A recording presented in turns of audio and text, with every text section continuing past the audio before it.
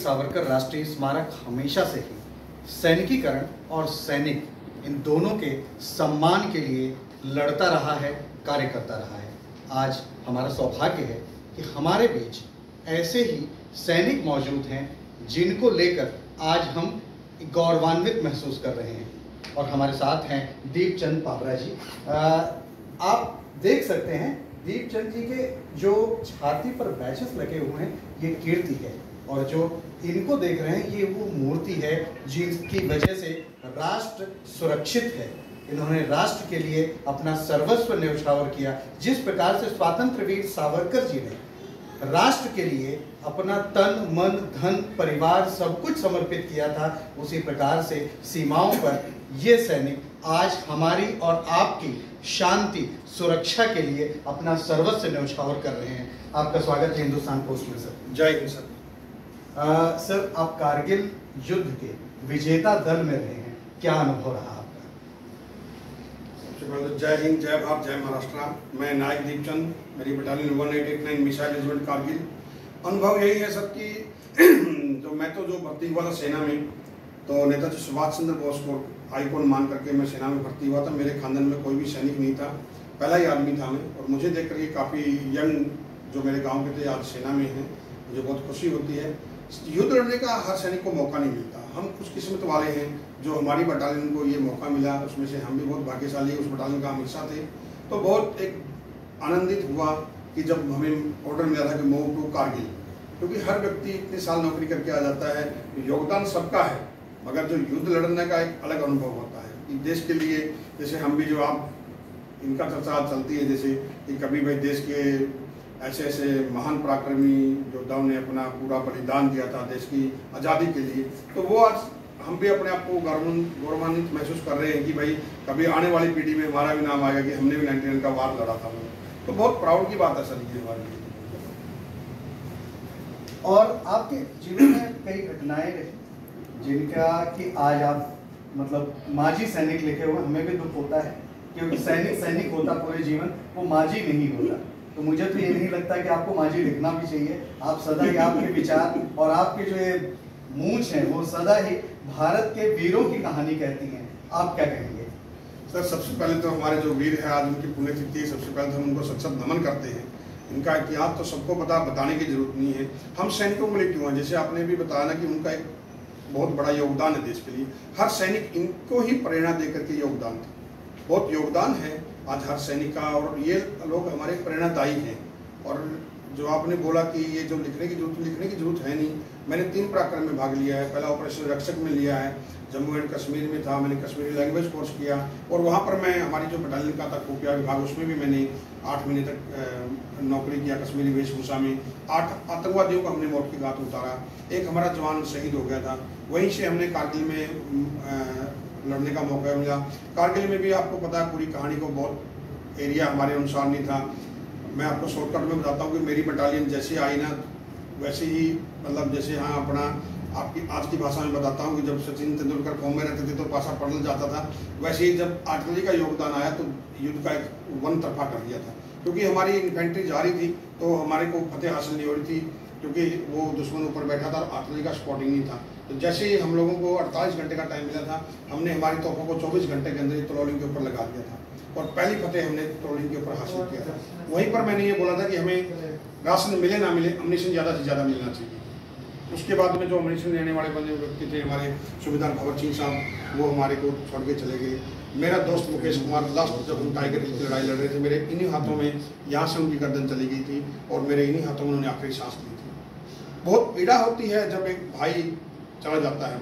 आज हमारे लिए बहुत गर्व की बात है कि भाई आज हमने युद्ध तो जीता है, देश के लिए बहुत गर्व की बात है कि युद्ध जीता है, मगर जो 500 कुछ सैनिक शहीद हो गए, उनकी पीड़ा को आज भी वंचित है। मतलब आज भी देश को जागरूक करने की जरूरत है। आज हम लोग बोलते हैं कितने महानुभाव महान पराक्रमी योद्धाओं ने देश के लिए कुर्बानियाँ दी, अपना देश आजाद तो हो गया, मगर हमें तो फोकट में मिल गई ना। आज हम हर आदमी के ऊपर क्वेश्चन मार्क खड़ा कर देते हैं, ये होना चाहिए था, वो होना चाहिए था। किसी की तुलना करने की बजाय हम उसमें काबिल बैठते हैं कि नहीं बैठते, पहले वो सोचना चाहिए। उसी तरह मैं बता रहा हूँ, जैसे स्वतंत्रता सेनानियों ने हमारे देश के लिए इतना योगदान दिया, वैसे हर सैनिक चाहे युद्ध लड़े ना लड़े अपना भरपूर योगदान दे रहा है। जो सैनिक होता है वो एक ऑक्सीजन है इस देश की। जिस दिन ऑक्सीजन कम होगी समझो देश दोबारा गुलामी की जंजीरों में जकड़ा जाएगा। आज आप देखिए हर जगह क्या हो रहा है, जब देश आज़ाद हुआ था, जब जाति मजहब के ऊपर नहीं हुआ था, हम लोग सब एक थे, हिंदू मुस्लिम सिख ईसाई, आप बताइए नहीं थे तो। लेकिन आज देश की आज़ाद होने के बाद में हमारे बंटवारे हो चुके हैं। क्यों हो चुके हैं? हम सेना भिन्न भिन्न जाति भिन्न भिन्न प्रांत क्षेत्रवाद से आते हैं, मगर अनेकताओं में एकता की मिसाल रहती है, वो हमारी इंडियन आर्मी। एक ही हमारा मोटो रहता है, देश की आन बान और शान, अपना तिरंगा लहराता रहे। सैनिक या तो तिरंगे के अंदर लिपट के आता है या उसको लहरा के आता है, मगर कभी पीछे नहीं हटता है। और मैं आप लोगों को यही बताना चाहता हूँ, जैसे इन लोगों ने भी बहुत बड़ी कुर्बानियाँ दी हैं, उतना बलिदान तो हम नहीं दे सकते, मगर जितना हो सकता है हम भी, वो बोलते हैं कि हम जिएंगे और मरेंगे वतन तेरे लिए।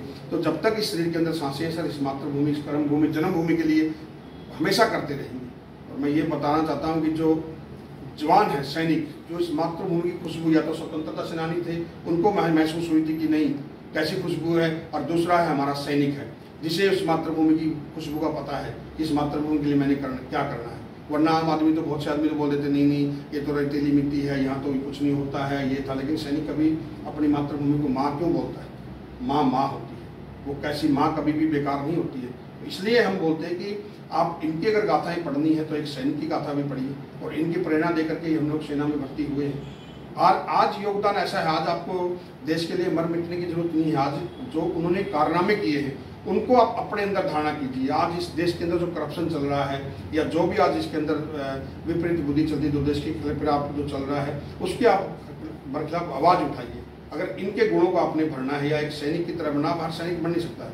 मैं हमेशा बोलता हूँ, ये वर्दी 135 करोड़ भारतीयों का बलिदान है। आज भी 135 करोड़ जनता जब हिंदुस्तान के सैनिक की वर्दी देखती है तो एक अलग से चेहरे के ऊपर गर्वान्वित महसूस होती है। जैसे आज हम इनकलाब जिंदाबाद का नारा लगाते हैं तो इन महापुरुषों की एकदम ज्वाला हमारे अंदर आती है कि नहीं, उन्होंने क्या कुर्बानियाँ दी होगी।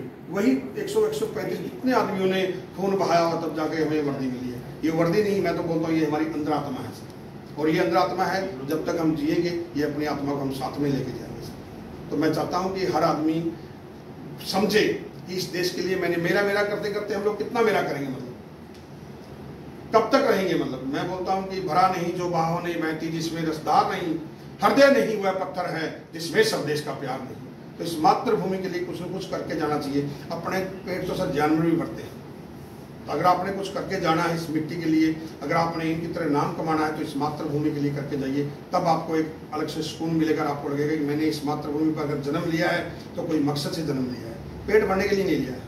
पेट तो हर आदमी भरता है, मगर कुछ करके जाइए, तब आपका योगदान रहेगा इस मातृभूमि में। हमने देखा कि आप भगोर भी, स्वतंत्र वीर सावरकर की जन्मस्थली भगोर भी जाते रहे हैं, राष्ट्रीय आज स्मारक में की आगमन पर क्या अनुभूति होती है आपको? सर अलग से अनुभूति होती है ना। मैंने बोला मैं एक ग्राउंड वाला आदमी हूँ, मैं हर चीज़ को ना सोचता हूँ कि ग्राउंड में काम हो।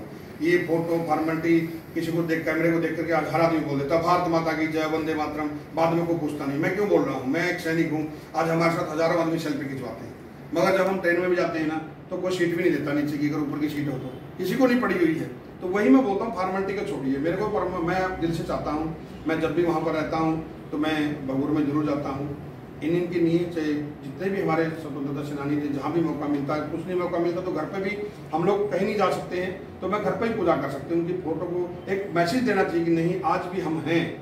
आज आप लोगों को जो कुर्बानियाँ इस मातृभूमि के लिए दिया है, आपकी कुर्बानियों को जाया नहीं जाने देंगे। मतलब ये होना चाहिए, और हम सैनिक हमेशा करते हैं। तो मैं आज वहाँ न जा करके, यहाँ पर एक बोरीवली में प्रोग्राम था, तो मैंने स्टार्टिंग से ही बोला था कि मैं आज यहाँ पर आऊँगा, जरूर आऊँगा, क्योंकि एक अधूरा रहता है। मतलब मेरे को तो आत्मग्लानि होती है कि मैं यहाँ नहीं आता, मुंबई में आकर के अगर मैं यहाँ नहीं आया, इनकी माथा नहीं टेका तो मैं क्या फायदा। मतलब एक सैनिक के लिए तो एक मुझे तो एक पीड़ा होती है कि नहीं, क्यों नहीं हम नहीं कर सकते। तो क्योंकि वो एक सेनानी थे, और सैनिक अगर उनका मनोबल नहीं बढ़ाएगा तो कौन बढ़ाएगा सर।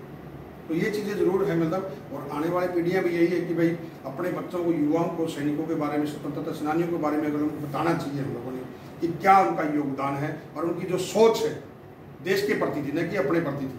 आप सोचिए, कभी देखा उन्होंने कभी सोचा कि मैं मेरे लिए करके चले जाऊं, या मेरे भाई को मैंने कोई बड़ी पोस्ट दिलाई हो, या बच्चों ने किया हो।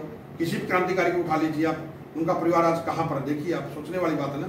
और जिन्होंने अपना पेट भरा है उनका परिवार आज कहाँ है, ये एक सवाल है अपने कि जिन्होंने देश के लिए त्याग दिया ना, उनके लिए संपूर्ण भारत, वसुदेव कुटुंबकम, पूरा भारतवर्ष उनका था। जैसे आज हम सैनिक भी पूरे भारत को अपना मानते हैं।